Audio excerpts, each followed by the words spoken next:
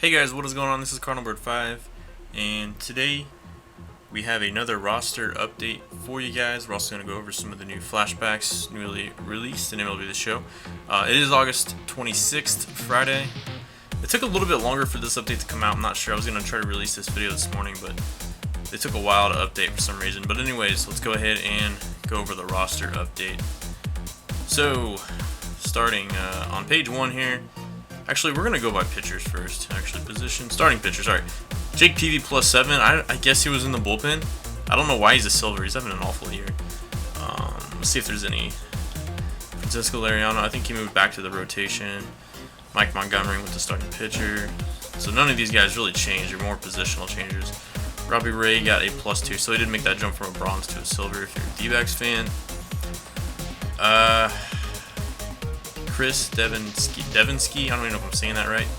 Looks like he got a good jump to +16. Man, he must have just. This must be a new player for the Astros. Look at that. Adam Warren goes to reliever again. Seems like he's been all over the place this year as far as starting pitcher reliever. Steve Cishek -2. AZ Ramos -2 went back to reliever. A lot of these guys are just positional changes. Nothing too crazy. Hey, look at the one closer in the game that is updated. Finally. My boy O from the Cardinals. Although I think he should be at gold. This is a nice little upgrade for him. I think his pitches. I think he should be able to throw harder in the game. He only throws like 93, but whatever. At least he got an upgrade and making his way closer to gold. Catcher Gary Sanchez for the Yankees. Got a +10 in the power versus righties, so nice little boost there. I think this could be a pretty decent card if they continue to upgrade it. And he gets his way up to the high silvers, maybe low golds before the season ends. I don't know. We'll have to see. Look at this, another Cardinal. Finally, Brandon Moss +10 to power versus righties. Yeah, this has been needed for quite some time now. He was last upgraded in April, I think, April or May. But he's having a pretty good season. 24 home runs and only 282 ABs, so that's like half a season basically. Story's right-handed pitching. Gene Segura finally upgraded as well to a gold. I know a lot of D-backs fans are upset about this one, but he's having a heck of a year. Looks down there in the stats: 327 average, 865 OPS, and he really didn't even get that big of a jump. He got +3 to contact versus righties. He must have got something else. I don't know. +3 to contact versus righties and +2 to power, but he lost 2 for contact versus lefties. That's weird. Jose Ramirez, another guy that needed something. He actually got a pretty nice upgrade, but he only went up +1. He got +15 power to lefties. He got +19 contact overall. So if you look at the actual attribute changes, it looks like he should have gotten up like 2 or 3 points. But even his speed and stealing went up. Maybe they changed his position too. I don't know. If you're an Indians fan, let me know. I know he's having a pretty good season now. All right, shortstops. Alex Bregman. I don't know if I'm saying that right or not. I know he's recently came up for the Astros. He's got pretty good fielding in the game. Looks like they upgraded that. Addison Russell's on a little power surge as of late, 18 home runs. I think that might even be higher now. So they did give him a +19 to his power. Corey Seager +2. Now here's my thoughts on this card.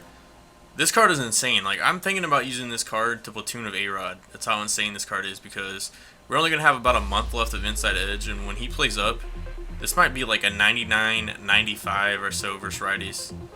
And I love his bat. The only thing I'll say about this card is I think, and I haven't checked recently, his splits versus lefties. I think his hitting versus lefties could go down a bit, but I also think his fielding should be higher. If you look at his defensive metrics, his fielding should be in the 80s at least. So this could be a diamond, maybe later down the road before the season ends. Looks like he'll probably end up getting Rookie of the Year as well. Sorry if I'm missing candidates. I guess maybe him or Story. I don't know. But yeah, so definitely some solid young shortstops got upgraded. Left field, nobody. Center field, nothing really, unless you're a Mets fan. Curtis Granderson. I think he went back to right field. Otherwise, no change. Yeah, so that's it. Next, we're gonna go over some of the new flashbacks. So, all right, so. Another legend has been added, well, another version, another Steve Finley. I think there's already 2 versions of Steve Finley. This is an 87 overall. This is kind of more similar to last year's Steve Finley, where it was an 85 overall. I'm not sure if this unlocks a mission or anything. Releasing all these different versions of Flashbacks and whatnot. It's cool for the game, especially if you're more like VR or if you like to run tournaments. Otherwise, I find this card, it's going to be pretty much useless if you play head-to-head. It might be pretty cheap, a nice little budget center fielder. Otherwise, I don't really see use for this card in head-to-head. But hey, Steve Finley for the Padres, yay. And next we have a rookie flashback, Kyle Kendrick. I don't even know. Like I said, I'm not against adding these flashbacks. I mean, the more cards, the better. I think. I know some people complain having more cards. They're just out there to make money. I don't really think they are. I really just think they're trying to get as many cards as possible because it really helps in mode like Battle Royale. And to me, it's also really cool when you do tournaments. I know the one time I had and hosted, my own tournament. It was really cool to see all these different players being used and whatnot because of the caps I had. So hey, Kyle Kendrick, he's a pretty terrible card for head-to-head, but I don't know if you're doing a tournament or Battle Royale, maybe try to draft him. He's got really good control.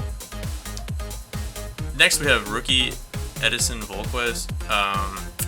He's actually got pretty decent per 9s. His walks per 9 is terrible. I imagine this card is going to be throwing fairly hard. So like I said, if you play Battle Royale or if you're having a tournament or something, this might be a nice little budget card to try out. Or if you even just starting a new team, you might want to look at this card. I don't know how hard he throws off the top of my head without looking it up, but all I know is his per 9s are actually pretty dang solid. His walks per 9, home runs per 9 is awful, but if this card can throw hard, this could be a useful card in Battle Royale or if you're doing a tournament or whatever. But Edison Volquez, rookie flashback. There you have it, folks. Next we have the rookie closer Houston Street for the Oakland A's. I'm surprised they finally took this long to add him. I thought they might add the Rockies version because I think that's when he had one of his best years.